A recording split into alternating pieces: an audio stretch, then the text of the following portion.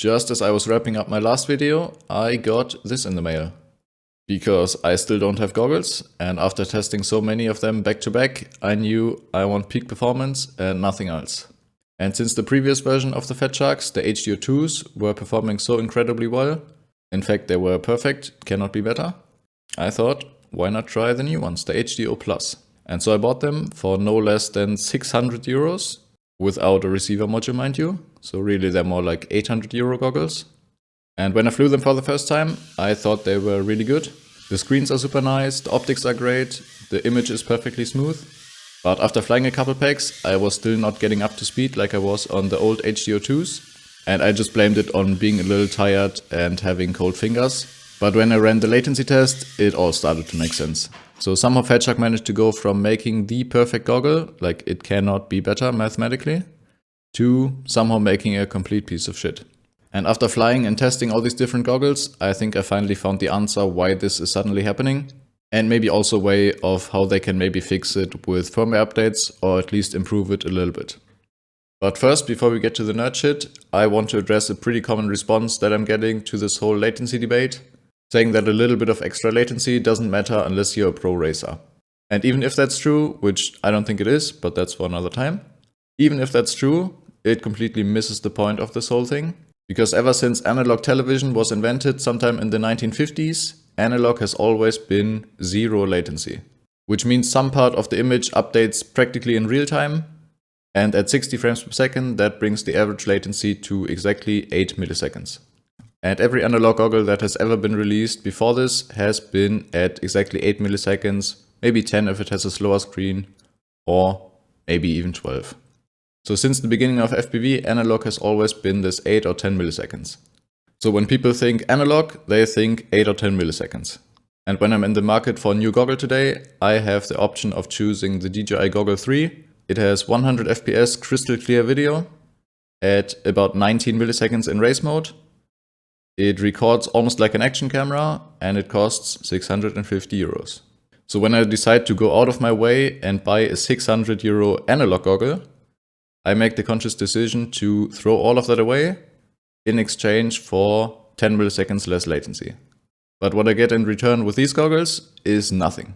In fact, it's worse than nothing, because with the HDO Plus and the SkyZone 040 Pro, I get even more latency than DJI Race Mode.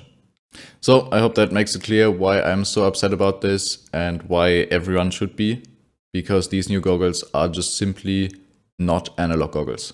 So to explain why this is suddenly happening to all of these new goggles when it has never been a problem in the past, we first have to understand how these new goggles are different from the old goggles. And there's really just one key difference, and that is that all the old goggles use screens that are optimized for analog use. And how it works is that the camera captures one line of the image at a time. It captures one line here, it gets sent instantly to the VTX, gets received instantly by the RX module, and then it gets instantly displayed on the screen. And this happens basically in real time. But all of these new goggles have screens that are optimized for digital use. So if you connect it to a computer, for example, and those work quite differently. And how that works is you have your GPU, which generates the image. Then it goes through a little bit of video processing and then it gets displayed on the screen. But this doesn't happen one line at a time, like on analog, but instead the GPU generates one full frame. When it's done, it gets processed as the full frame, and then it gets displayed in one go as well. So now if you want to display an analog image on these goggles, you have to kind of wait until you have a full frame. And once you have a full frame, then you can display it all at once. And you probably spotted the HD0 goggles in the list of the new goggles, and that is correct.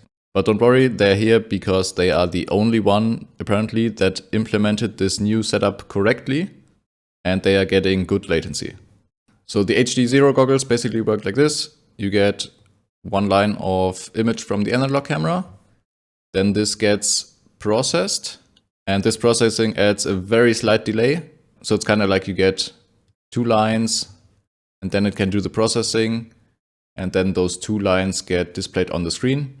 It's probably not actually how it works, but it does add a tiny bit of latency.